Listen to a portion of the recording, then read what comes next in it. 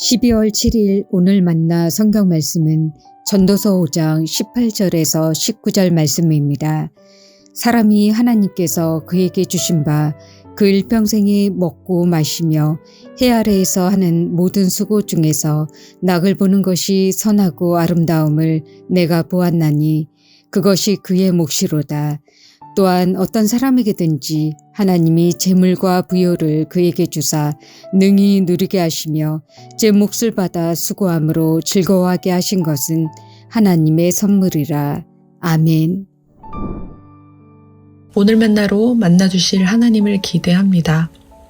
고 이여령 씨가 예수님을 믿고 난 후에 어느 무신론자의 기도를 쓰셨는데요.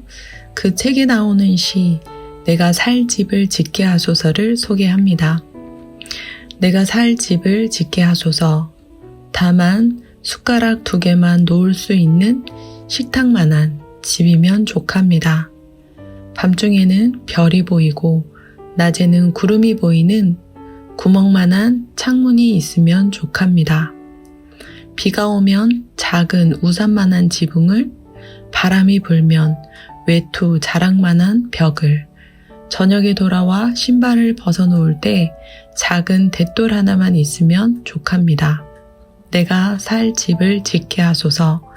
다만 당신을 맞이할 때 부끄럽지 않을 정갈한 집 한 채를 짓게 하소서. 그리고 또 오래오래 당신이 머물 수 있도록 작지만 흔들리지 않는 집을 짓게 하소서. 기울지도 쓰러지지도 않는 집을, 지진이 나도 흔들리지 않는 집을, 내 영혼의 집을 짓게 하소서.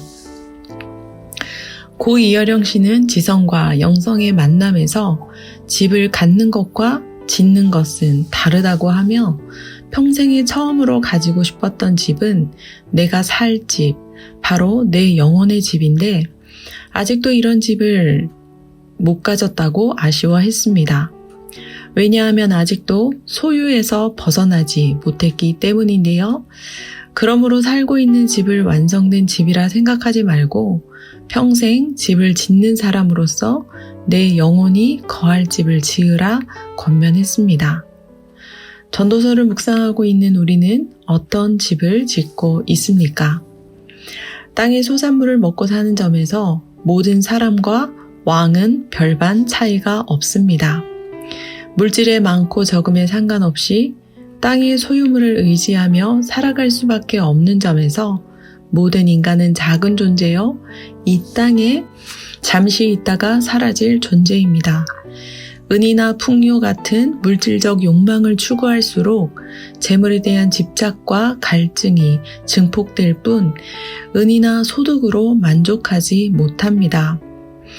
재산이 많을수록 그 재산을 함께 관리하는 사람들이나 식객들이 늘어나 비용은 증가합니다. 재산이 많다고 평온히 잠을 잘 수 있는 것도 아닙니다. 부를 유지하기 위해 걱정하거나 더 많은 부를 축적하기 위해 노심초사합니다. 큰 재물이 있어도 한순간에 사라질 수 있기에 자녀에게 물려줄 재산도 없게 되며 자신과 주변에 피해를 주기도 합니다.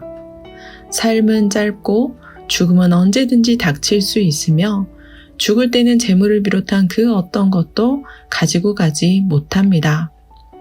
그러므로 전도자는 자신에게 주어진 것에 만족하는 것이 지혜로운 삶이다 표방했는데요. 하나님께서 우리에게 주신 것이 무엇입니까?